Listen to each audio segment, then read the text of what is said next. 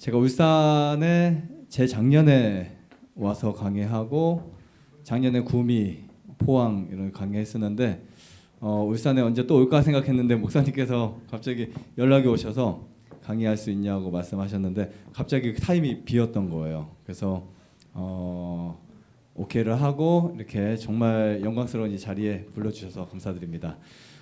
제가 오면서 생각했습니다. 정말 여러 시간 통해서 이렇게 제가 운전하면서 오는데 이곳에 오신 분들 소중한 시간 그리고 소중한 발걸음을 위해서 오시는데 강의를 혹시 좀 잘 못하면 어떻게 될까? 네, 굉장히 제가 저희 센터에서야 뭐 어떻게 강의하든 뭐를 하든 아무 상관이 없는데 이렇게 소중한 시간을 내서 오신 분들을 위해서 어떻게 강의를 할까 고민을 하고 또 어떻게 해야 유익이 될 수 있을까라는 그 심정으로 이곳에 오게 되었습니다. 사실 어제 그저께 저희 그 나음에서는 2주 프로그램을 끝나고 뭐 미국에서도 오시고 중국에서 오신 분들이 어제 다 가시고 그 다음에 그 농사 집안 일을 좀 하고 네 오늘 달려왔습니다. 그리고 이 프로그램 끝나면 저는 김해 가서 이제 제주도에 가서 5박 6일 또 이제 한 30명 모집을 해서 하는 프로그램 하고 끝나자마자 또 보령에 가서 2주 프로그램에 돼서 그때 이제 어떻게 잡혔는지 모르지만 이렇게 잡았는데 그래도 또 정말 놀라운 일들이 또 하나님께서 우리에게 보여주시지 않을까 이런 생각으로 기대를 하면서 왔습니다. 왜냐하면 몇 년 전에 제가 저 위쪽에서 강의를 하는 경기도 쪽에서 강의를 하는데 사실 저는 정말 그때 정말 열심히 강의를 했습니다. 그런데 어떤 분들은 그 제 강의가 또 맞지 않는 분들도 있었을 거예요. 그랬는데 그 중에 몇 분들이 기적적으로 회복이 되었어요. 어떻게 회복이 되었냐면 정말 강의를 듣고 그렇게 따라서 실천했는데 3주 후에 한 분 전화 오셨고 2달 후에 전화 오셔서 몇 달 후에 오신 분은 암이 거의 나았다고 전화 오셨고 그리고 그 1, 2주 안에 전화 오신 분들은 거의 혈압이 나았다, 당뇨가 나았다. 근데 제가 그때 강의했던 내용 중에 대부분이 디톡스와 그리고 저녁 한 끼를 안 먹었을 때 일어나는 현상들에 대해서 이야기를 해드렸는데 확신을 얻고 이제 하신 거죠. 그리고 나서 약 다 끊고 놀라운 변화를 갖게 되셨는데 자 이번에도 이 울산 새 울산 교회에 정말 놀라운 일들이 있게 되시기를 간절히 바랍니다.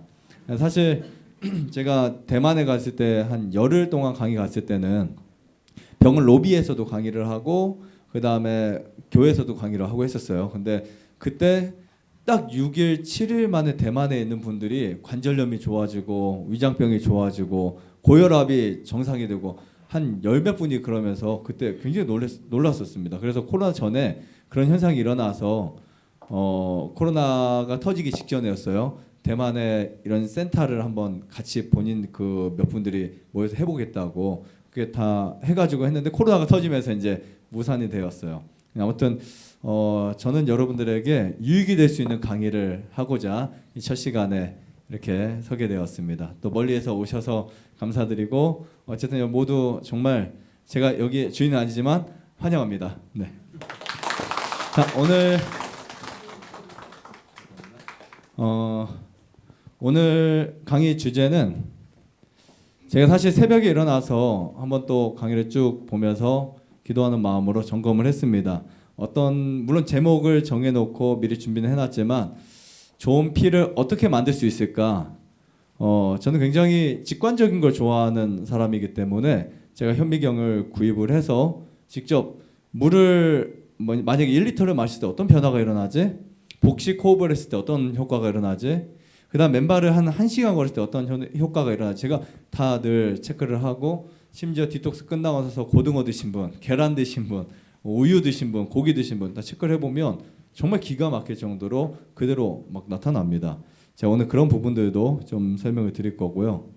저희 힐링센터에 우선 전경들 다는 못 담아왔지만 아주 간단하게 좀 보여드리겠습니다. 저희 센터는 충남 보령시에 있고요.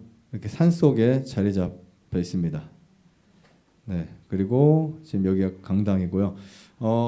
오면서도 느꼈지만 요즘에 정말 어싱 정말 인기가 많죠. 전국적으로 저희 보령에는 바닷가 네, 바다 어싱. 그래서 저도 다음 기수에는 어싱 프로그램을 합니다. 그래서 바다 어싱, 황토 어싱, 머드 어싱 세 가지를 주제로 해서 하는데 2주 동안 저희는 이렇게 어싱길을 크진 않지만 황토길로 해서 만들고 가운데 캠파이어를 할 수 있도록 작년에 만들어 놨습니다. 그 사이에는 잔디 심고 겨울에는 하우스 안에 들어와서 할 수 있도록 겨울에 거의 모래를 깔아놨어요. 그리고 소금을 뿌리고 물을 이제 뿌리면서 접지가 될 수 있도록 하는데 정말 많은 분들이 어싱을 하면 기분이 좋아져요. 우선 제가 이제 어싱이 왜 좋은지 물론 여러분 많이 아시겠지만 내일과 그리고 모레 계속해서 어싱에 대한 이야기도 종종 하겠습니다.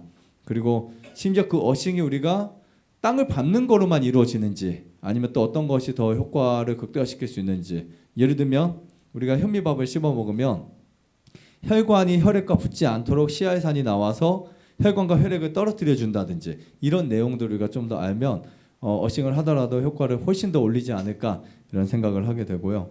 그 다음에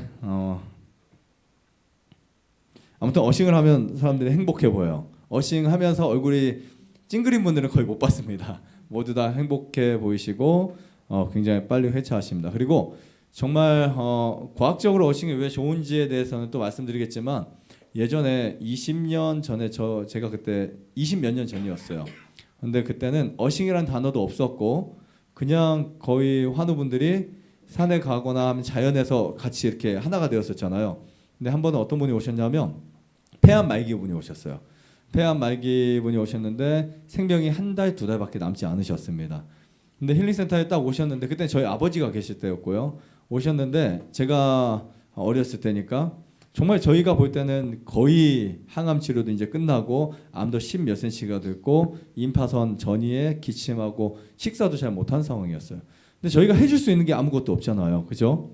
병원에서는 이제는 응급 상황 외에는 해줄 수 있는 치료가 없고 저희는 더더욱 없을 것이고 그래서 이분이 이제 센터에 입소하셔가지고 이제 매일같이 식생활을 바꾸고 라이프스타일을 바꾸면서 생활하는데 그분이 하루 이틀 지나면서 그분과 무엇을 하게 되냐면 땅을 걷다가 맨발로 걷지는 않았지만 걷다가 그 햇빛이 잘 드는 황토 있는 곳에 가서 땅을 파가지고 한 30cm 정도 파가지고 거기에 누워서 한 2시간 동안 있어요.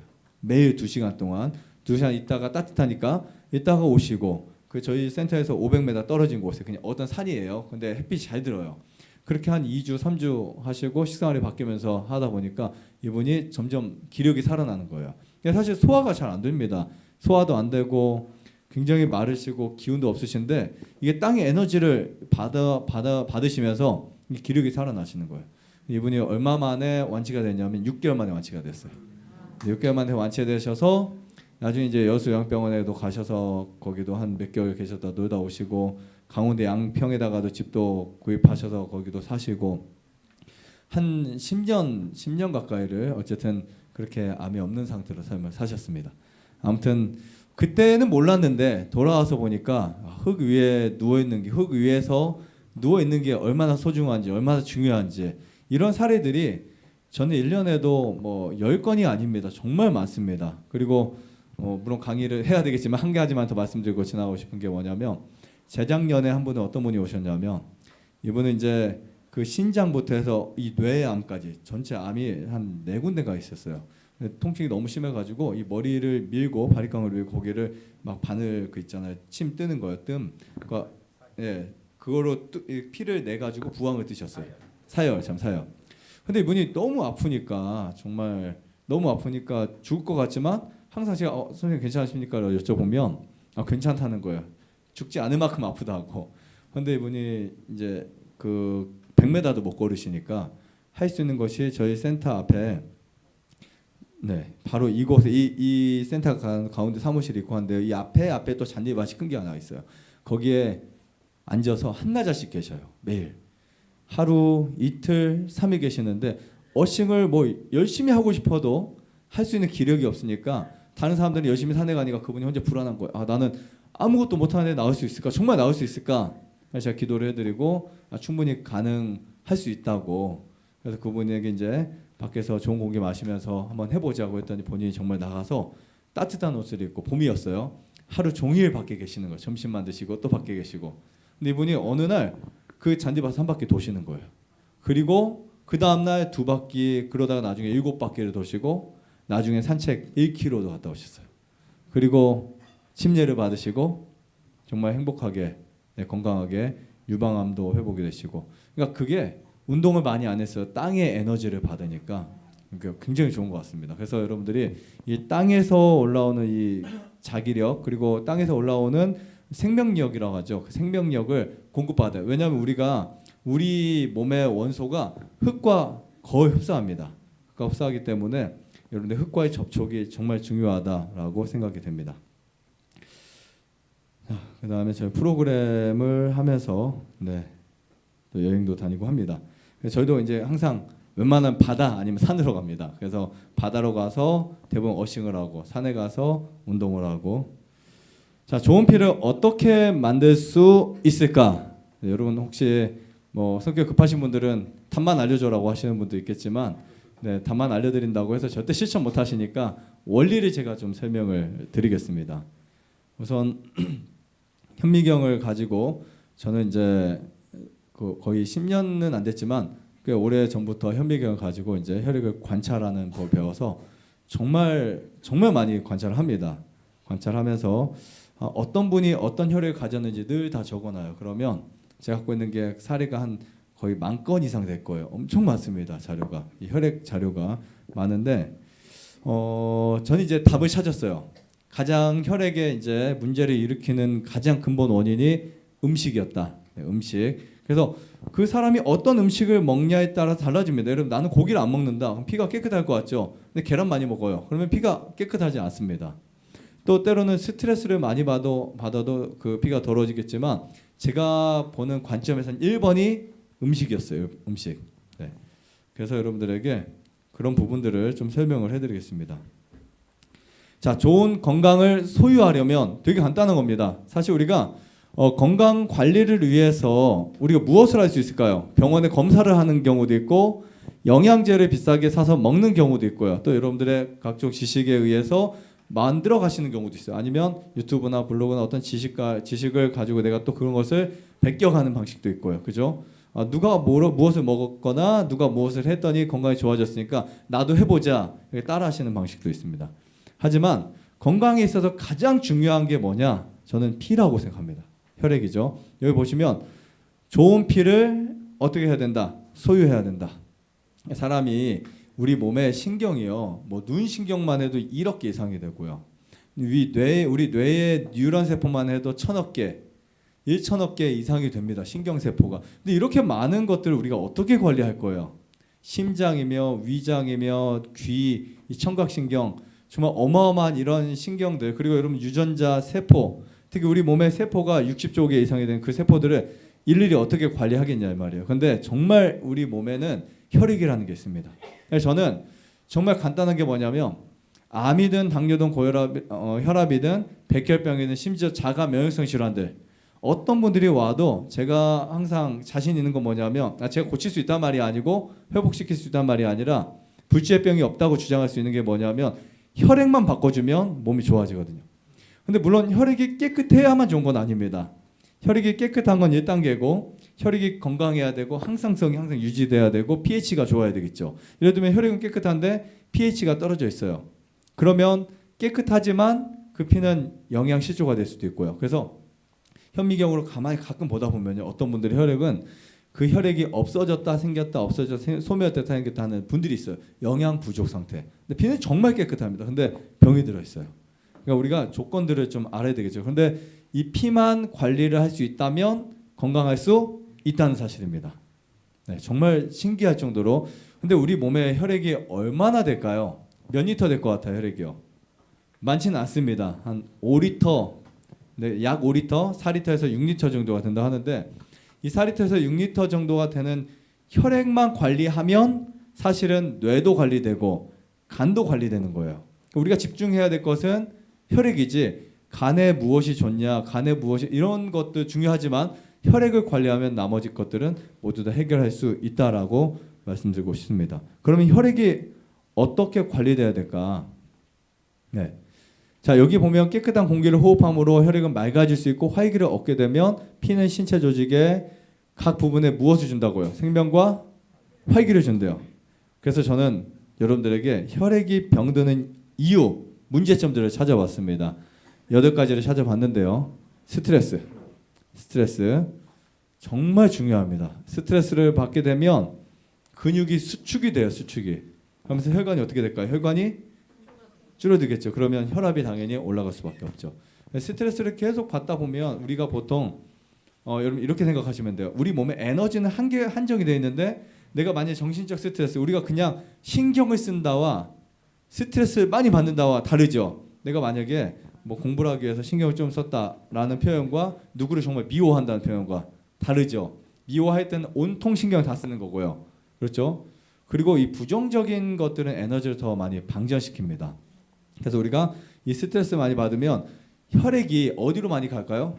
위로 많이, 뇌로 올라오겠죠. 뇌로. 그럼 우리가 음식을 소화시켜야 되고 또 열량을 만들어야 되고 그다음 열을 만들어야 되고 또 이것을 가지고 질병을 해결해야 되는데 스트레스 받으니까 혈액이 위로 올라가겠죠. 그러니까 정상적인 소화, 정상적인 기능에 수행을 하지 못하다 보니까 어떻게 된다고요?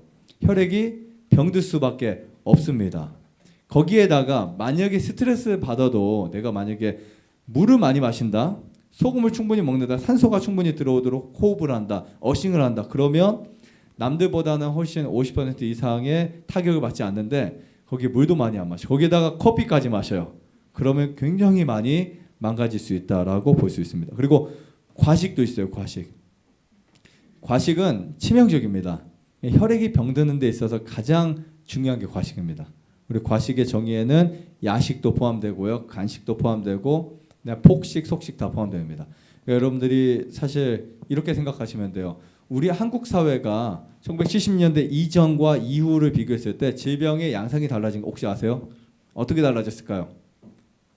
이전에는 대부분 영양이 부족해서 생긴 질병들, 그리고 이후에는 영양이 많아서 생긴. 근데 이거를 좀 더 잘 설명드리면 둘 다 불균형입니다. 이때는 탄수화물과 칼로리의 부족, 이때는 미네랄과 비타민과 효소의 부족. 그래서 우리는 그 부족을 뭘로 채우기로 원해요? 비타민 제 먹고, 그죠? 칼슘 제 먹고, 그 다음에 셀레늄 먹고 이런 거 먹어서 해결하려고 라이코펜 먹고요. 근데 그게 해결이 될까 안 될까요? 해결이 절대 안 됩니다. 해결이 될 것 같으면 병이 이렇게 많으면 안 돼요, 사실요. 절대 해결이 될 수가 없어요. 그래서 제가 요즘에는 계속해서 그런 이야기를 많이 해요. 영양제가 오히려 병을 키운다. 네, 오히려 신장을 망치고 간을 망친다. 자, 그리고 보시면 이 과식을 통해서 얻어진 질병의 유형이 첫 번째가 당뇨와 혈압입니다. 우리가 보통 병이 시작되는 그 가장 기본적인 1차가요. 대사장애입니다. 대사장애. 그러니까 우리가 증후군이라고 보통 표현을 하죠. 대사증후군 이런 거. 그리고 혹은 당뇨나 고혈압은 사실 엄밀하게 말하면 병은 아닙니다. 원래는요. 근데 내가 만약에 고혈압이 있어요. 고혈압 혈압이 높아서 병원에 갔는데 선생님이 약을 주세요. 근데 약을 줄 수 있을까 없을까요? 원래는 못 줍니다. 왜냐하면 약을 처방하려면 제가 양리학을 공부할 때 기준이 그거. 약을 처방하려면 병명이 있어야 돼. 병명이. 그런데 고혈압이라는 병명을 만들어서 약을 주는 겁니다. 우리 위장병이 있어서 아니면 속이 쓰려서 병을 갔는데 검사해 보면 위험이 없어요. 그죠? 그런데 선생님이 괜찮다고 해요. 다음에 또 가면 정밀 검사하자고요. 또 괜찮다고요. 또 가면 뭐라고 할까요? 약을 처방해 주기 위해서 신경성이라는 이야기를 쓰죠. 신경성 위험입니다. 그래서 신경성 위험에 약이 처방되는 거죠. 이렇게 생각하시면 될 것 같아요.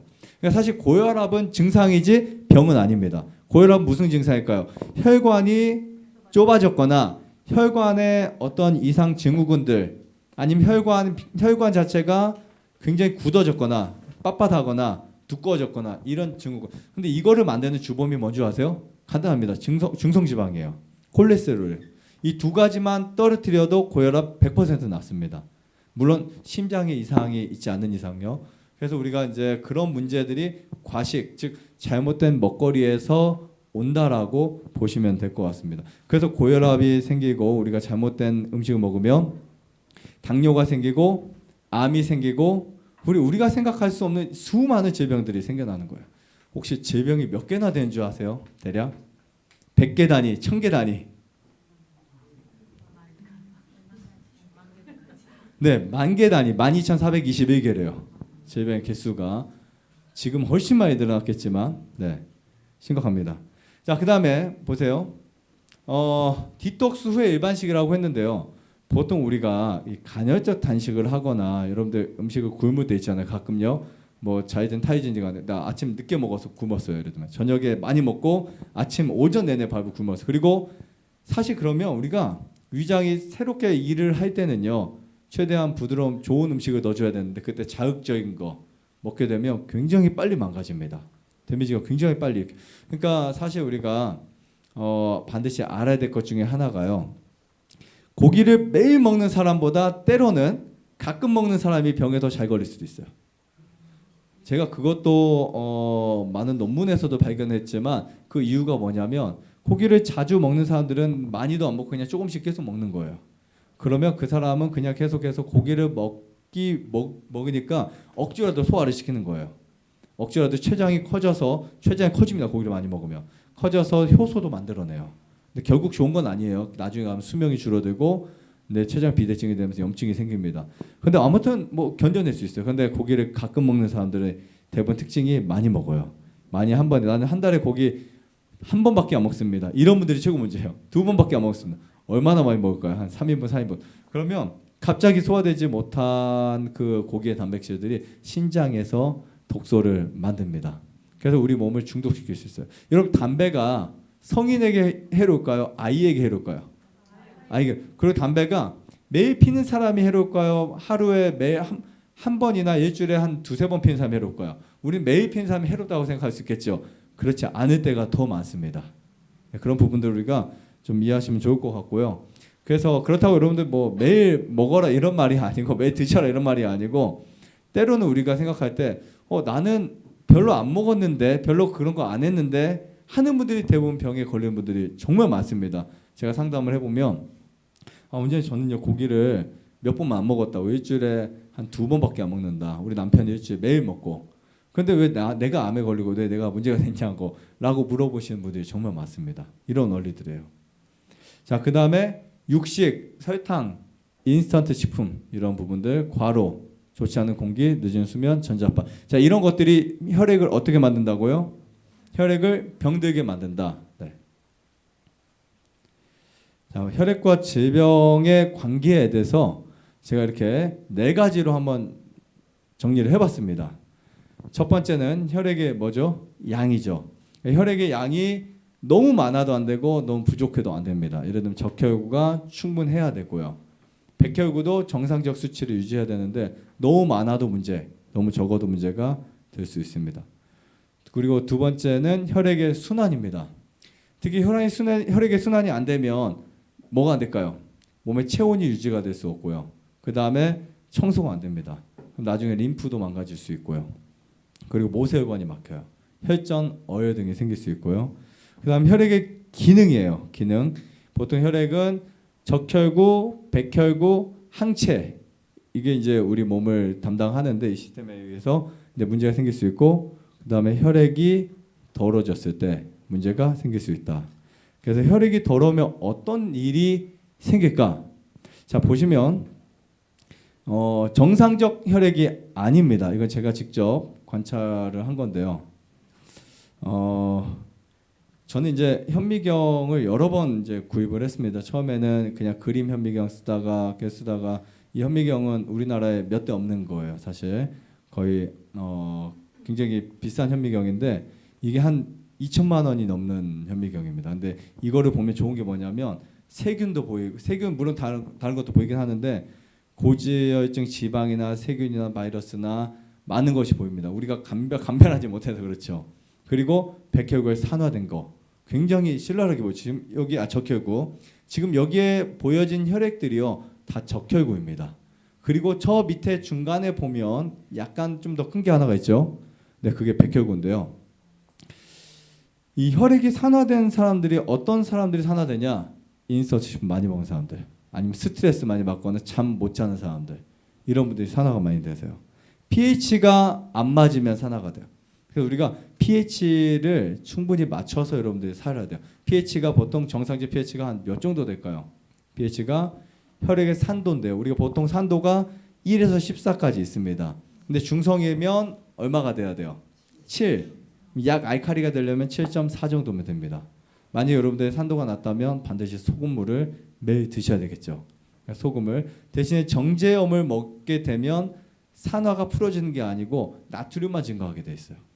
제가 제 영상에서 혹시 실험한 거 보신 분 있을지 모르겠지만 제가 똑같은 세 개의 그 산성 물질을 넣어가지고 그 물이 어떻게 산화가 환원되는지를 각각 나왔을 때 미네랄이 충분한 소금들이 생기고요. 그 다음에 정제염은 환원이 절대 안 됩니다. 여러분들 정제염을 먹으면 먹을수록 절대 몸이 좋아지는 게 아니고 더 산화돼. 그리고 더 문제는 뭐냐면 이 정제염으로 중화시키려고 했던 이 물은 다른 미네랄 소금을 넣었을 때 기존 정제염이 없을 때는 환원이 금방 생겼는데 한 3배 정도 넣어야 환원이 됐어요. 더 방해를 한다는 거죠. 정말 여러분들에게 말씀드리고 싶은 것은 나트륨만 있는 소금 99.9%의 소금은 최대한 피하시는 게 가장 좋은 부분이라고 생각이 듭니다. 자, 이것도 혈액이 산화된 부분이에요. 혈액이 산화된 부분이고 지금 정상적인 혈액이 거의 없습니다. 다 모양이 좋지 않아요. 지금 정상적인 피를 모르시니까 제가 뭐 이걸 보여드려도 별로 못 느끼실 수 있는데, 자, 이게 정상적인 혈액입니다. 이게 정상적인 혈액인데 산화된 혈액이 딱 2, 3일 만에 제가 바꿔 드릴 수 있도록 교육시켜서 된 분들이 정말 많은데요. 딱 2, 3일 만에 어떤 분은 한 달 동안은 안 되는데 뭐를 많이 했냐면 어싱, 복식호흡, 디톡스, 물 하루에 한 2리터, 3리터 마시기 했더니 3일 만에 혈액이 이렇게 돼버렸어요. 다른 사람은 2주, 3주 만에 됐듯이 정말 중요합니다. 그리고 좀 설명을 더 해드릴게요. 자, 이 피는 산화가 됐음에도 불구하고 뭉쳐 있습니다. 거의 산화가 된 혈액은 이렇게 세게 뭉치지 않아요. 혈전이 굉장히 심합니다. 이러한 혈전이 혈관을 통해 돌아다니고 있는 거예요. 그러니까 여러분 지금 혈액이 몸에서 다 돌아다니는 것 같지만 언제 어떻게 될지 몰라요. 그래서 제가 혈액을 딱 한 방울을 그분들 이제 찔러서 진짜 한 방울입니다. 아주 적은 한 방울을 따서 주시면 어떤 분들은 15초, 20초 만에 혈액이 그냥 확 뭉치는 분이 있고요. 어떤 분들은 10분이 지나도 그대로 있는 분도 있어요.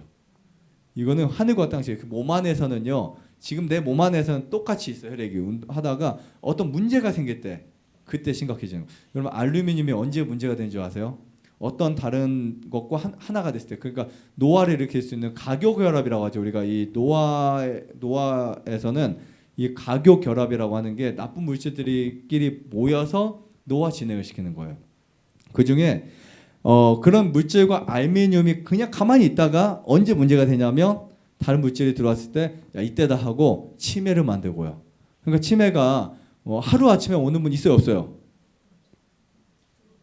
아니 없지만 우리가 볼 때 갑자기 왜 내가 정신이 안 좋지 있어요, 없어요?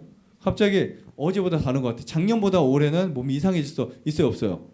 아니, 혹시 친구분들 만나 보시면 작년까지는 최고 동안이었는데 갑자기 만나거나 갑자기 최고 노안이 돼 버렸어요. 있어요, 없어요?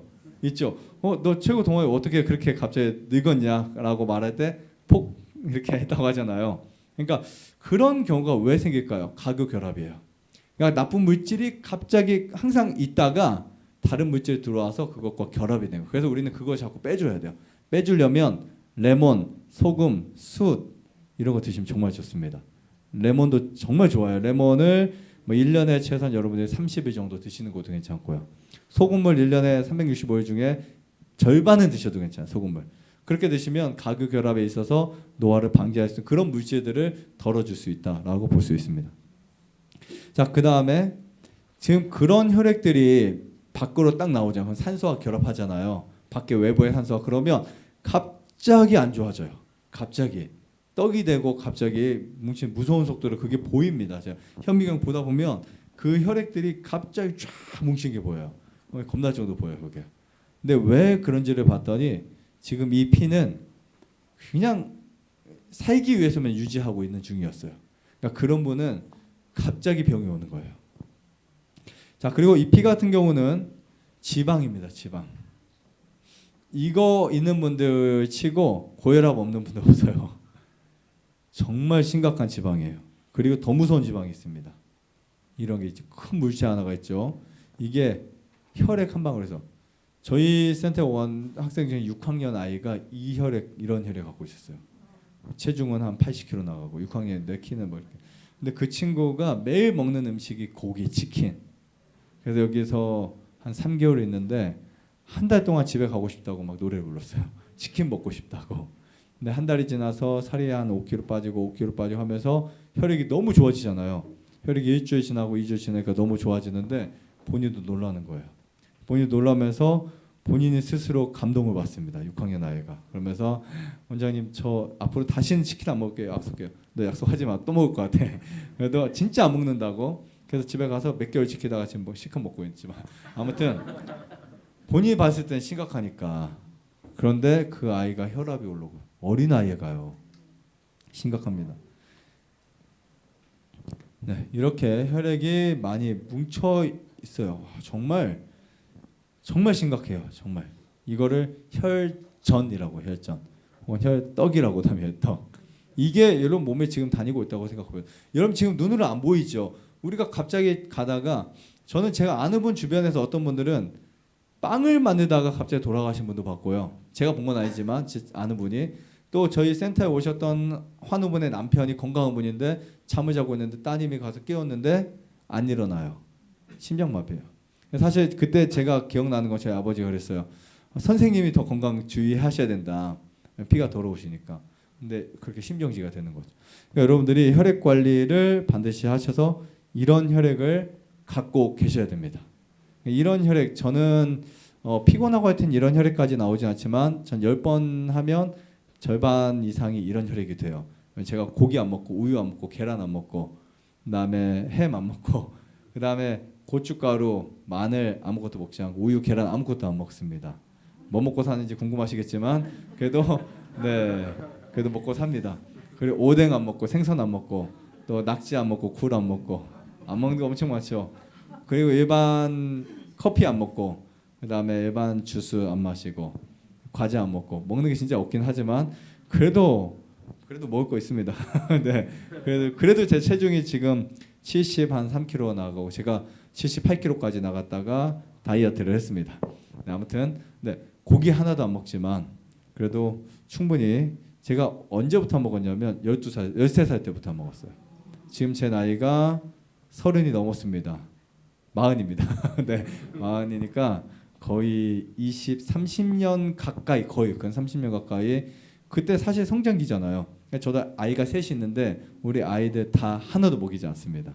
제가 저랑 똑같이 너네도 아빠랑 똑같이 먹어야 돼. 근데 아이들이 정말 잘 먹어주고요. 오늘 수학여행 큰아이가 갔는데 엄마가 도시락 싸주고 과일 싸주고 골라서 먹고 이제 불평불만이 없어요. 자, 혈액이 7일이면 바뀐다. 제가 이거를 직접 보여드릴게요. 어떻게 바뀌었는지. 자, 보세요. 자, 왼쪽과 오른쪽에 혈액이 바뀔 수 있는 부분, 바뀐 부분. 고지혈증, 지방간 딱 2주 만에 약 다 끊었는데 2주 중에 7일을 금식하셨어요. 했더니 혈액이 기적처럼 이렇게 변하고 약 다 끊었습니다. 정상이 되었어요. 자, 유방암, 림프암 환자분도 그렇고 지금 보시면 혈액이 극과 극이죠. 네, 특히 이런 혈액들 보세요. 이게 제가 계속 이 자료를 모으고 있어요. 정말 많습니다. 저는 진짜 한 기수마다 한 30명, 30분 정도, 25분, 30명 정도를 혈액을 3번을 관찰해요. 3번. 입소하신 날 가장 더러운 혈액, 중간 이제 7일째 깨끗한 혈액, 마지막 정말 좋아진 혈액, 극과 극이죠. 그리고 산화된 혈액도 바뀝니다. 그런데 제가 이 혈액을요, 그냥 집에 가셔서 본인이 관리 안 하는 분 있죠. 1년 있다 오셔도 그 혈액이 똑같아지거나 더 몸이 안 좋아져 있어요. 혈액이 똑같이. 그런데 딱 2주 안에, 일주일 만에 이렇게 바뀌는 모습들. 기적입니다, 사실은요.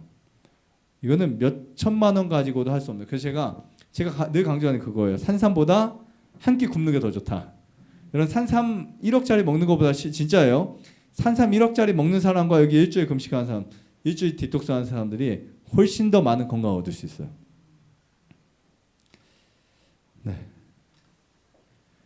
자, 여기 보시면 식품에 포함된 콜레스테롤의 양이 가장 많은 것이 어딜까요? 보세요. 계란 노른자입니다. 버터, 새우, 장어, 소시, 쇠고기, 닭고기, 참치, 전갱이, 고등어, 그다음 빵, 콩, 제로. 그죠? 콩 제로 맞죠? 네, 콩 제로 영양학에서 네, 가져온 겁니다. 여러분 정말 콜레스테롤이 문제예요. 우리의 가장 문제가.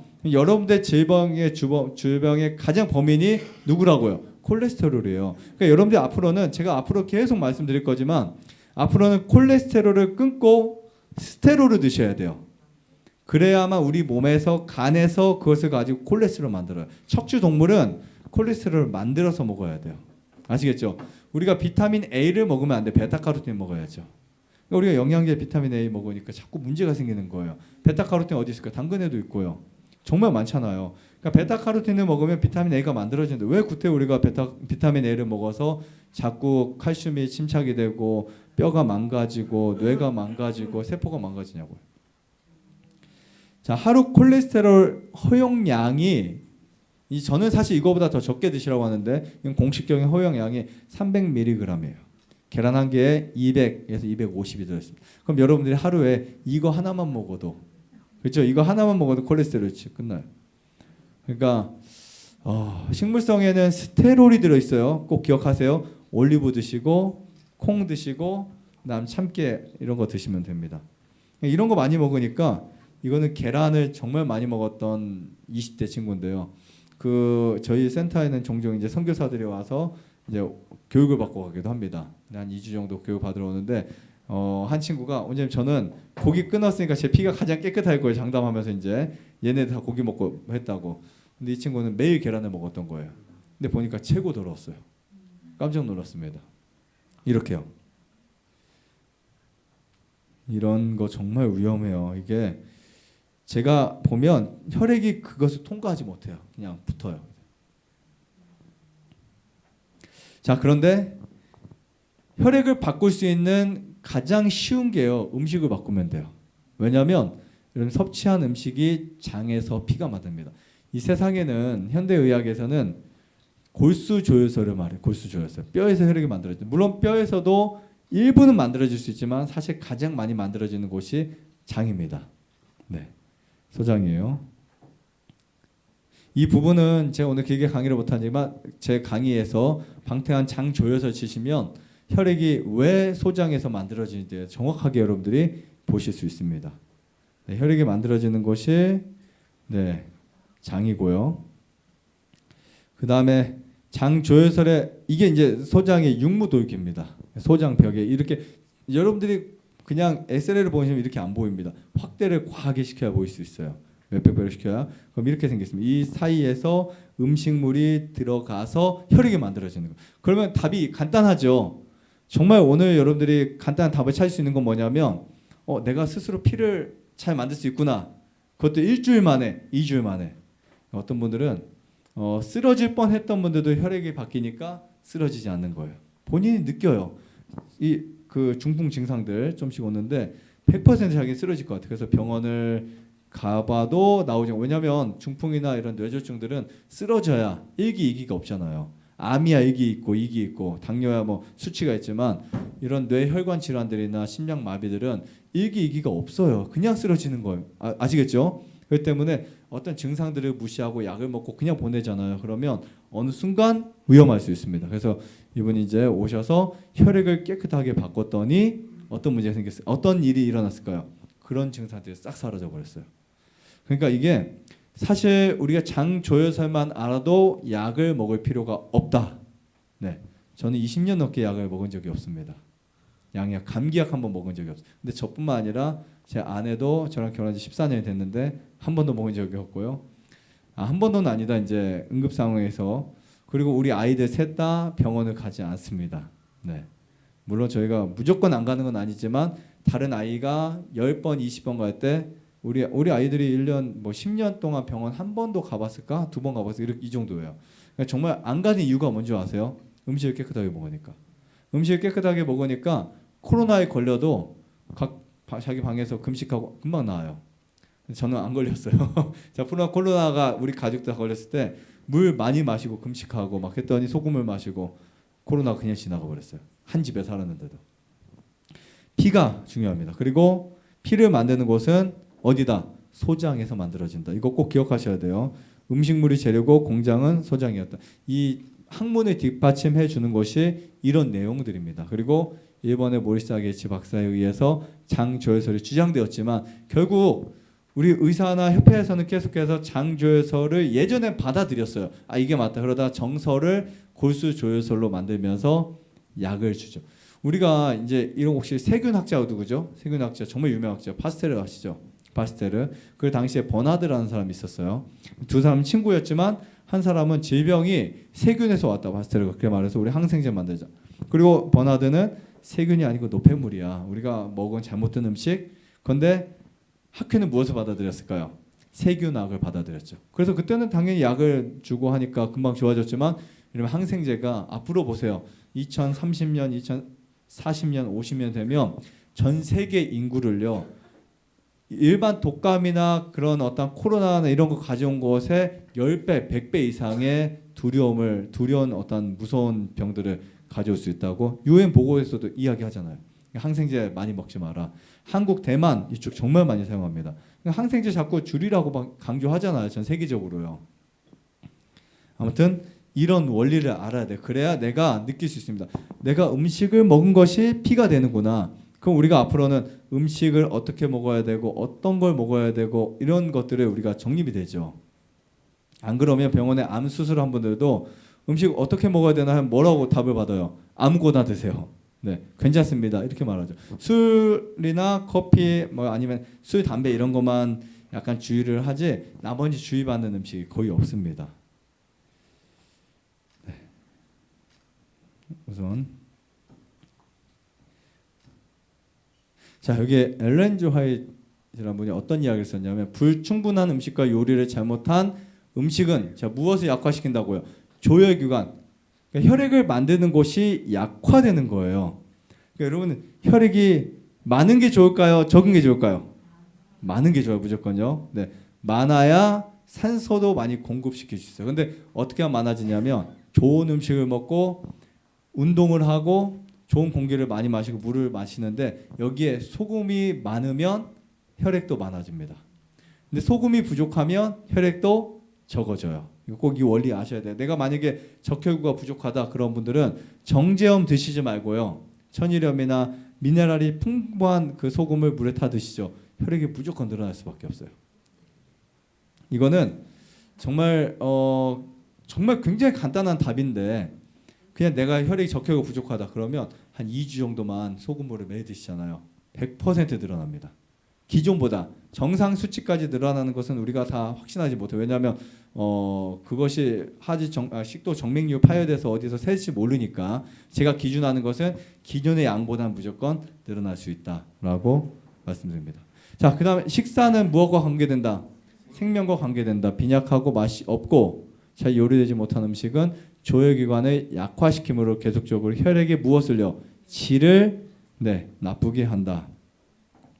그래서 여러분들이 피를 만드는 데 가장 중요한 게 곡식과 과일과 견과와 야채 이거면 충분합니다. 아시겠죠? 이 정도면 혈액을 가장 건강하게 만들 수 있다. 깨끗하고 영양분 있고 또 여러 가지 자기의 활동할 수 있는 영역들 정말 건강하게 만들 수 있다라고 말씀드리고 싶고요. 자, 그다음에 혈액을 어떻게 해독할까? 혈액을 어떻게 깨끗하게 할까? 제가 간단하게 몇 가지 여러분들이 실천하실 수 있는 거 말씀을 드리겠습니다. 자, 오늘은 이렇게 기본적인 원리를 말씀드렸는데 앞으로 제가 실제적인 거 많이 말씀드릴 거예요. 비타민 C를 어떻게 섭취해야 될 것인지. 사실 우리가 보면 그냥 비타민 C는 레몬에서 먹어야 되냐 아니면 영양제 먹어야 되냐 하시지만 나는 위가 안 받아줘. 그럼 어디서 먹어야 될까요? 감자에서 드시면 돼요. 감자. 그럼 감자는 생으로 못 먹잖아요. 익혀 먹어야죠. 근데 신기하게 발견한 게 뭐냐면 감자는 익혀도 비타민C가 파괴되지 않는다는 거. 그러니까 이런 걸 알면 충분히 채식을 통해서 영양의 균형을 채울 수 있다. 네, 이렇게 보시면 될 것 같습니다. 자, 혈액을 통한 해독 어떻게 해야 될까? 만약에 내 피가 더럽다라고 느껴지시는 분들 아마 거의 제가 볼 때는 기분 나쁘실지 모르겠지만 여기에 100명 중에 막 95명, 97명이 더러우실 거예요. 그리고 아까 그렇게 깨끗한 피는 정말 없습니다. 진짜 없어요. 저처럼 먹는 사람도 사실은 과로하거나 과식하면 그렇게 유지하기 힘들어요. 근데 그렇게 깨끗한 피를 유지하려면 정말 잘 살아야 되고요. 그리고 한 몇 분들은 그냥 혈액이 그나마 조금 이렇게 덜 뭉쳐 계실 거예요. 왜냐면 제가 1년 내내 보잖아요. 저기 센터에 오시는 분들 무조건 다 혈액을 관찰하는데 단 한 명도 정말 오늘 저 일주일 금식하고 왔습니다 하는 분 외에는, 네. 저 과일식 한다라고 왔습니다 하는 분 외에는, 아니면 저 고기 안 먹고 아무것도 안 먹고 과일과 채소와 아니면 이렇게 현미 식사를 하고 오신 분들 외에는 혈액이 깨끗한 분이 단 한 명도 없었어요. 정말 신기할 정도로. 그리고 초등학생들도 11살, 12살, 10살 이런 아이들도 단 한 명도 없었습니다. 그러면 지금 우리가 이제 혈액이 안 좋다는 거 여러분들 어떻게 느끼실지 모르겠지만 저는 제가 볼 때는 다 안 좋다고 느껴요. 진짜로요. 그런데 혈액이 안 좋을 때, 혈액이 더러울 때 어떻게 해야 될까? 가장 간단한 방법은 디톡스입니다. 디톡스 되게 간단해요. 제가 정말 쉬운 거 알려드려요. 여러분 녹즙 짜서 드셔라 이것도 아니고요. 효소해서 먹어라 아니면 뭐 이런 거 아니고요. 간단합니다. 그냥 꿀물 타서 드시면 돼요. 꿀물 타서 드시면 돼요. 저희가 20 몇 년 동안 아마 전국에서 꿀물 디톡은 나음 힐링센터밖에 없을 거예요. 지금 이제 종종 하는 데 있더라고요. 저희는 꿀, 소금, 물 이렇게 사용합니다. 요즘에 제가 프로폴리스도 드리고 저녁에 숯도 좀 드리고 하는데 꿀이면 충분합니다. 자, 보통 당분은 우리가 위에서 소화를 시켜서 장으로 내려가죠. 근데 꿀은 위에서 소화가 안 돼요. 흡수가 돼요. 그래서 인슐린이 필요 없습니다. 아시겠죠? 그래서 여러분들이 꿀을 가지고 디톡스 하면 되는데, 자, 왜 디톡스가 혈액을 깨끗하게 해주냐면 우리 몸을 청소시켜요. 청소. 네. 여러분 확실하게 아셔야 될 것 중에 하나가 이런 겁니다. 우리 몸이 지금 쓰레기가 많아요. 노폐물이 많아요. 저도 있고 여러분 다 있어요. 그러면 이거를 없애야 되겠죠. 없애야 깨끗해질 수 있는데 없애는 방법이 되게 많아요. 여러 가지가 있는데 디톡스를 하게 되잖아요. 그러면 이 노폐물을 가지고 오토파지 혹시 들어보셨어요? 자가 포식. 이게 뭐냐면 내 몸의 세포에는 안 좋은 물질, 죽은 세포나 손상된 세포나 바이러스나 노폐물을 가지고 뭐를 해요? 자가 포식. 자기가 스스로 에너지를 만들어내는 거예요. 그러니까 예를 들면 여기 교회에 쓰레기가 많이 있어요. 그러면 쓰레기를 가지고 여기 보일러 안 깔렸어. 구두장이라고 생각해 보세요. 그럼 이걸 가지고 불을 떼요. 그러면 쓰레기를 가지고 뭐 또 할 수 있어요? 여기에 에너지를 만들어낼 수도 있는 거예요. 이 원리입니다. 근데 우리가 자꾸 밖에서 계속 뭔가 오니까 이 쓰레기를 치우지도 못하고 못한 채 놔두는, 그러면 그것이 썩고 쌓이고 문제가 되는 거죠. 우리 몸도 마찬가지예요. 그래서 여러분들이 공복을 최소한 10시간 이상 만들어주는 타임을 가져요. 그러려면 저녁 늦게 절대 먹으면 안 돼요. 저녁 늦게. 그중에 나는 그런 것보다 지금 당장 피를 깨끗하게 하고 싶다. 피를 일주일 안에 정말 좋은 피를 만들고 싶다 하면 꿀 금식을 하세요. 하시되 하루를 하시든 3일을 하시든 일주일을 하시든 5일을 하시든 정해 놓으신 다음에 디톡스를 하시는데 꿀을 하루에 3번 드셔도 됩니다. 하루에 3번. 저 당뇨 있어도 다 드려요. 그냥 당뇨 있어도 한 스푼 반 16g 정도, 16g에서 20g 정도 한 번 탈 때마다 그렇게 해서 하루에 한 6스푼을 먹어요. 6스푼. 그러면 당뇨 안 걸릴까요? 당이 떨어집니다. 꿀을 먹을 때 당이 올라가요. 우리가 운동을 하면 혈압이 올라가요, 떨어져요? 떨어집니다. 죄송합니다. 올라가요. 순간은 올라가지만 나중에 떨어져요. 네. 무슨 원리인지 아시겠죠? 운동할 때는 혈압이 당연히 올라가지. 맥박도 빨라지니까. 혈압계 앞에 오기 전에 막 뛰어오셔서 혈압 재면 저 혈압 높아요. 큰일 났어요. 그래서 10분 있다 재보세요. 떨어졌네요. 이런 분들이 대부분인 것처럼 꿀을 먹으면 당연히 당분은 올라갈 수 있겠지만 점차적으로 당을 잡아준다고요. 우리 병에 좋아요. 정말. 근데 꿀이 언제 안 좋을까? 야채와 먹을 때. 꿀을 야채에 뿌려서 먹으면 꿀이 야채와 같이 만나면서 썩을 수 있어요. 그리고 꿀을 다른 당분을 많이 먹으면서 또 먹으면 나빠질 수 있어요. 우리가 이런 거 아시죠? 원리 중에 이거 무슨 원리라고 하죠? 무슨 법칙이 있는데 예를 들면 나쁜 것에 있을 때 좋은 것이 들어가면 좋은 것이 나쁜 것이 되는 원리가 있어요. 네. 우리 몸에 특히 장내에서는 좋은 세균, 유익균, 나쁜 세균, 유해균, 그냥 보통 중간균. 얘네가 중간균이 나쁜 세균이 많으면 더 나빠지고 좋은 세균이 많으면 더 좋아지고 그래요. 마찬가지로 꿀이 나쁜 당분과 같이 먹어주면 얘도 같이 그렇게 당류에 함유될 수 있지만 꿀만 먹었을 때는 문제가 거의 없습니다. 없어요. 그래서 여러분들이 식사를 하면서 꿀을 지나치게 먹는다? 그러면 문제가 될 수 있어요. 하루에 3번 한 스푼 반을 약 300ml의 물에 희석해서 마신다. 그러면 몸이 정말 빠르게 회복이 됩니다. 또 꿀은 우리 몸속에 들어와서 삼투압을 시켜요. 그래서 염증을 쏟아내게도 할 수 있습니다. 그래서 다른 거 필요 없어요. 그냥 꿀 있으면 꿀물만 타서 하루에 3번 딱 마시면 배도 안 고픕니다. 그래서 제 강의를 듣고 어떤 분이 나는 나음 가면 맛있는 음식을 많이 먹을 거야. 사실 맛은 없는데 그분들이 근데 금식을 하고 오면 진짜 맛있거든요. 그분들이 이제 금식해서 맛있게 먹을까 해서 금식하고 오는데 본인이 금식을 생으로 해서 너무 힘든 거예요. 막 죽을 것 같다고 하시더라고요. 근데 여기에서 다른 분들 금식하고 안 힘드냐고. 전혀 안 힘들다고. 나 열흘도 하고 한 달도 하겠다고. 그 힘이 꿀에서 나옵니다. 정말 신기하게 그 에너지를 만들어 주면서도 독소를 빼고요. 그 다음에 효과를 높일 수 있다. 네. 만약에 꿀이 질리는 분들은 레몬을 몇 방울씩 타서 드시는 것도 괜찮아요. 자, 그 다음 혈액을 가장 빨리 바꿀 수 있는 방법 중에 하나가 두께 식사입니다. 금식보다는 좀 느릴 수 있어요. 금식은 진짜 한 2, 3일 만에 여러분들이 결정시킬 수 있어요. 내가 빨리 오늘 하루 만에 좋아지겠다, 내일 만에 좋아지겠다 하면은 이렇게 할 수 있습니다. 그리고 물론 금식도 한 3일, 5일, 일주일 지나가야 좋아져요. 두끼 식사는 역시 하루 만에도 좋아지긴 합니다. 속도가 좀 느린 것뿐이죠. 두끼 식사 같은 경우는 한 2주 정도, 한 달 정도 했을 때 엄청난 변화가 와요. 이거는 정말 제 유튜브에 두끼 식사 올려놓은 거 보고 정말 많은 분들이 몸이 좋아졌습니다. 그래서 두끼 식사를 꼭 하시면 좋은데 아침 안 먹는 두끼 식사가 아니고 저녁 안 먹는 두끼 식사 아시겠죠? 우리 몸에는 요즘에는 많은 박사님들이 아침을 먹지 말래요. 유튜브 보면 아침 먹지 말라는 박사님들 정말 많습니다. 왜냐하면 아침을 배출하는 시기고 뭐 어쩌죠. 원시인들은 아침 안 먹고 그런 거 있잖아요. 그래서 원시인들은 아침에 먹이를 구하러 다녔지 아침 먹지 않았다.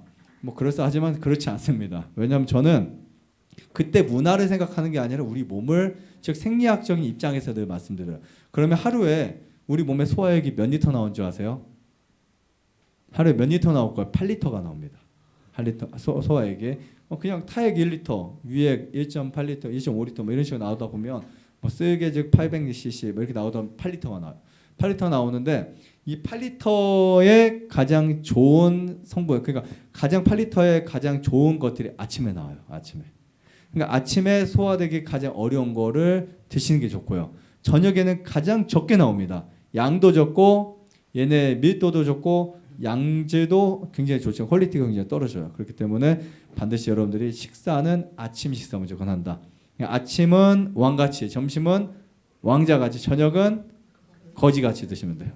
네, 그래서 여러분들 저녁은 그냥 대충 때우셔도 됩니다. 안 먹어도 괜찮고요.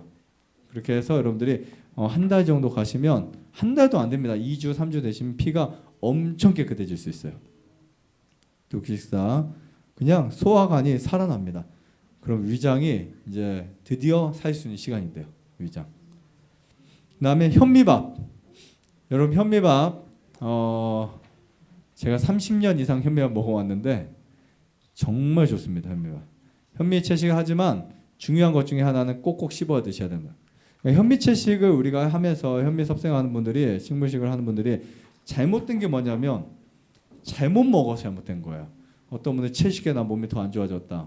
제가 강의 올려놓은 거 되게 많습니다. 채식을 하면 왜 안 좋은지.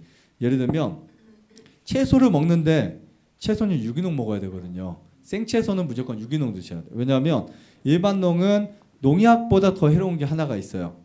농약보다 해롭다. 농약과 다른 방면에서 해로운 게 질소입니다. 질소. 근데 유기농은 질소 자체가 이제 높지 않도록 그렇게 이제 검사 규정이 있어요. 근데 일반 농에서는 비료 주잖아요. 그럼 질소가 높죠. 그것을 우리가 익혀 먹으면 그나마 나은데 생으로 먹으면 어떻게 될까요? 그게 아질산염이 되고 그것이 바람의 물질이나 각종 질병의 문제가 된다고요. 채소를 많이 먹으면 더 문제가 될 수 있어요. 그렇게 해서요. 아시겠죠? 채소가 나쁜 게 아니고 그 채소가 문제인 거예요. 그리고 곡식은 이만큼 먹고 야채는 이만큼 먹어요. 그러니까 그게 최고 안 좋은 채식입니다. 그렇게 되면 소화관이 망가지기 시작해요. 배출하는 능력은 좋지만 처음엔 되게 좋아요. 내가 채식하니까 변비도 나았고 당뇨도 나았고 혈압도 나왔네. 근데 1년, 2년 지나면서 왜 계속 몸이 안 좋아지지? 도대체 뭐 때문에 안 좋아지지? 이렇게 하는 분들이 많이 찾아오십니다. 제가 딱 보니까 이제 식사만 바꿔드리고 소금만 막 드시겠더니 싹 나와버려요. 손발 다 차가워지고요. 배변 활동 안 좋고 그런 부분들. 그런데 현미채식을 할 때 제가 11가지 중요한 원칙이 하나가 있는데 이 원칙들 현미는 무조건 씹어 먹어야만 효과가 있다. 제가 예전에 키우던 개에게 현미밥 먹였어요. 먹였더니 얘가 못 걷더라고요. 흡수가 안 되니까. 그러니까 사람도 마찬가지예요. 현미를 먹는데 씹어서 섭취하지 못하는 분들은 물론 섬유질이 100% 소화는 안 돼요. 섬유질 자체는요. 소화되기 위해서 설계된 애들이 아닙니다. 얘네는 청소하기 위해서 있는 애예요. 어차피 아무리 씹어도 옥수수 껍질은 소화가 안 되고 그냥 내려갑니다. 뭐 할까요? 수세미처럼 장을 청소시켜요. 그럼 섬유질이 우리 몸에서 인슐린을 대신할 수 있는 엄청난 영양소가 돼요. 영양소라고 말하기도 좀 그렇지만 근데 만약에 씹어 먹어야만 그 우리 타액과 섞이죠. 정말 기가 막힌 게 뭐냐면 여러분들이 토마토를 그냥 꿀떡꿀떡 먹은 것과 타액에 그냥 토마토를 짜가지고 마신 것과 뭔 효과 없는 건 아닙니다. 토마토를 씹어서 타액과 들어간 것과 엄청난 차이가 있어요. 특히 브로콜리를 그냥 먹은 것과 씹어서 먹을 때 차이가 한 10배는 납니다. 설포라페인이 씹어 먹을 때 타액이 많아질수록 그게 엄청나게 활성화돼요. 현미는 더 그래요. 현미는. 그래서 특히 전분으로 된 모든 것들은 무조건 씹으셔야 된다. 몇 번 정도요? 50번 이상, 한 120번 정도. 여기 아플 정도 씹어야 처음에. 만약에 여러분 한번 테스트 해보세요. 내가 한 일주일 동안, 한 3일 동안 현미밥 한 공기를 드셔야 돼요. 한 130번, 150번 씹으면 여기 아프면 안 씹었다는 거예요. 과거에. 자, 그 다음에 야채와 과일은 절대 섞어 먹지 않는다. 네, 야채와 과일. 물론 여러분들이 지금까지 뭐 상관없다고 이렇게 몸이 괜찮다고 하실 수 있겠지만 야채와 과일을 계속 먹게 되면 피가 빨리 더러워져요. 네, 피가 빨리 더러워지고요. 자극적인 음식 먹지 않는 거예요. 근데 채식을 하는 분들이 가장 많이 문제점 중에 하나가 또 뭐냐면 된장을 많이 드세요. 안 먹던 된장을 이제 매일 먹어요. 그럼 피가 엄청 더러워집니다. 네. 그리고 가급적 국이나 찌개를 멀리해야 돼. 꼭 먹어야 된다면 밥 먹기 전이나 가끔 드시는 게 좋다. 아시겠죠? 네. 이제 현미식을 했을 때 이 정도는 해야 내가 현미식을 했다고 하는 거지. 그냥 현미밥 이만큼 먹고요. 야채 이렇게 먹고 아니면 대충 이렇게 먹으면서 현미밥 먹어도 이건 효과가 절대 없어요. 그런 분들이 흔히 하신 말씀이 난 현미 먹어도 효과 없다. 지금 여기 11가지 이거 다 지키는 분들은요. 효과가 없을 수가 없습니다. 그리고 곡식과 채소의 비율을 7대3. 네, 최선의 건강식이에요. 곡류에는 그냥 제가 그 근채까지 포함시켰어요. 7대3 정도. 근데 비율이 7이 곡식입니다. 보통은 7을 야채로 먹어요. 이 문제. 7대3까지는 안 돼도 6대4는 드셔야 돼요. 그럼 어떤 결과가 일어날까요? 황금변을 볼 수 있어요. 만약에 여러분들이 7대3이나 8대2로 드시잖아요. 그러면 변이 달라집니다. 휴지를 안 사용하셔도 될 정도가 돼요. 만약에 난 변이 너무 묽다, 변이 너무 안 좋다 하는 분들은 야채를 우선 싹 끊어주세요. 멸치가 끊어주시고 반만 씹어줘요. 소금 뿌리고 콩가루 뿌리고 그리고 야채를 먹더라도 좀 이렇게 그 섬유질 좀 적은 거 물론 현미가 섬유질 많으니까 며칠 이렇게 먹다가 나중에 같이 드셔주면 변이 엄청 좋아집니다. 그러면 변의 냄새도 사라지고요. 황금변을 볼 수 있고 휴지를 닦아도 묻지 않아요. 그게 진정한 채식의 그 결과고요. 그다음 소금을 충분히 먹는다. 보통 우리가 암, 당뇨, 고혈압 걸리면 가장 먼저 하는 게 소금 안 먹기. 네, 흔히 이런 말 많이 하잖아요. 역시 맵고 짠 거 많이 먹었더니 아니면 짜고 매운 거 많이 먹었더니 병 걸린다고. 그러니까 우리가 보통 건강을 지킨 다음에 짜고 매운 거 안 먹는다 생각하는데 이 짠 것 중에 안 좋은 것은 무엇이었다? 나트륨 덩어리만 안 좋았다. 그러니까 보통 나트륨도 원래는 미네랄입니다. 하지만 나트륨만 있으면 절대 안 돼요. 그리고 왜냐면 우리가 보통 나트륨만 먹을 수 없는데 일반적으로 정제 소금을 나트륨이라고 하잖아요.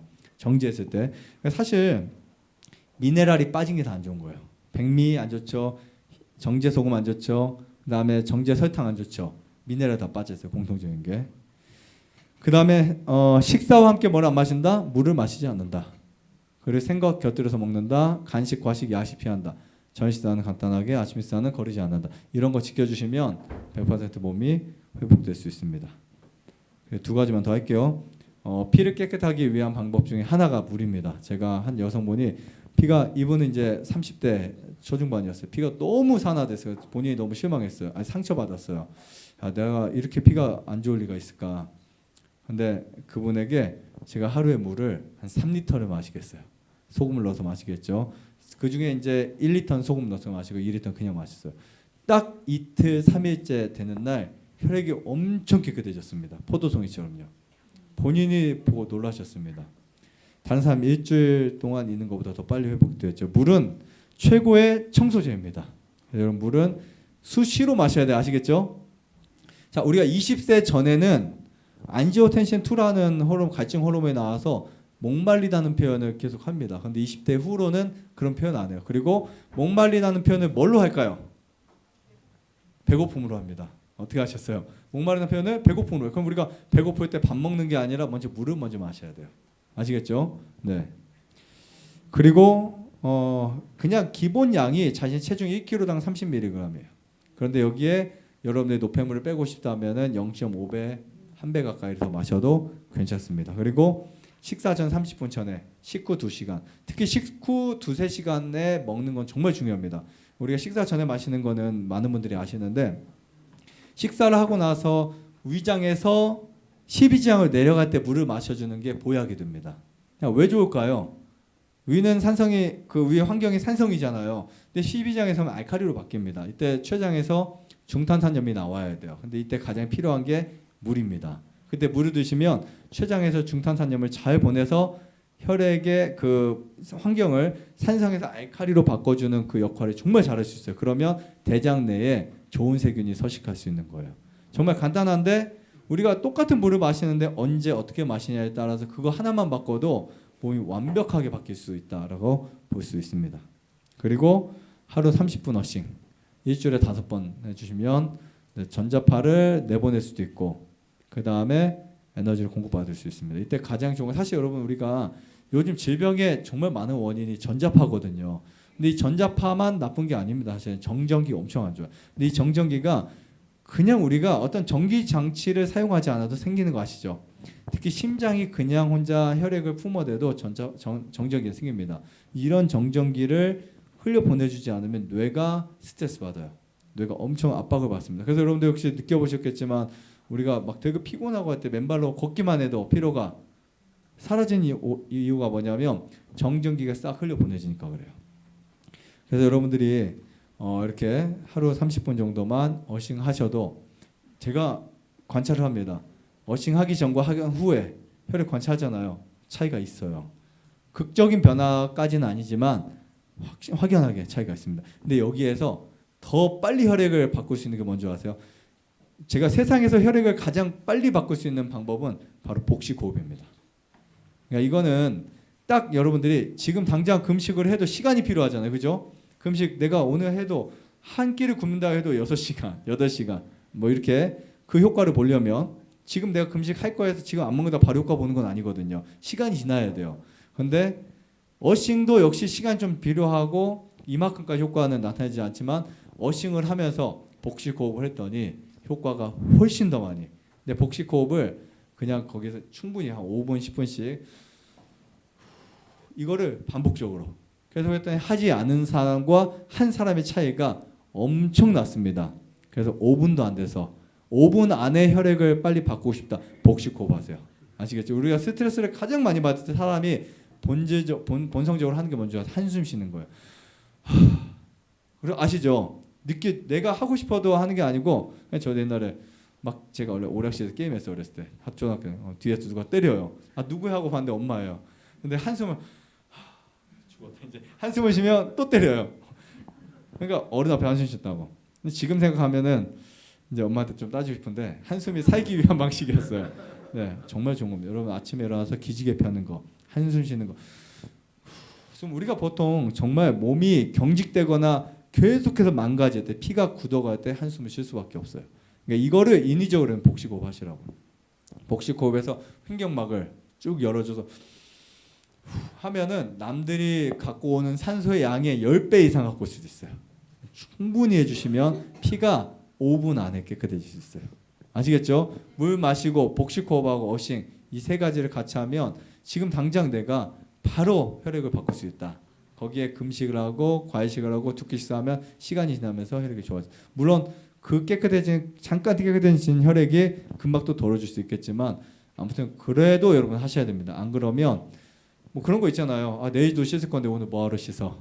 안 되겠죠? 그런 원리가 보시면 돼요. 아무튼 몸을 더 관리 잘 하시고 꼭 건강하시기를 기원하면서 마치겠습니다. 감사합니다.